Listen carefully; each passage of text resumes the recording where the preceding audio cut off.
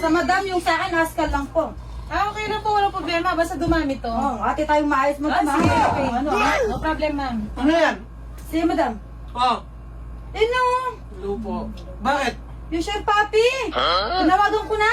Anong gagawin ko dyan? Isi-sex mo. Parang dumami ka eh. Sira yata yung ulo mo eh. Tinawagan ko na pumunta na nga dito Natawag ka pa ng kasama mo, sira yata yung ulo nito eh. Ay, si madam, nag-usap na kami ate. Ano pa kailangan sa usapan niyo?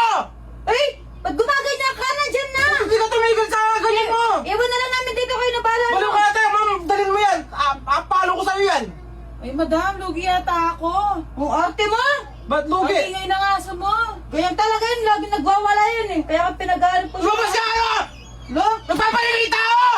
lo, parang sex lang. Sex lang! Ang arte mo. Wala kang sa tinuan ha! Ikaw, nandiyan ka? Ang ina mo!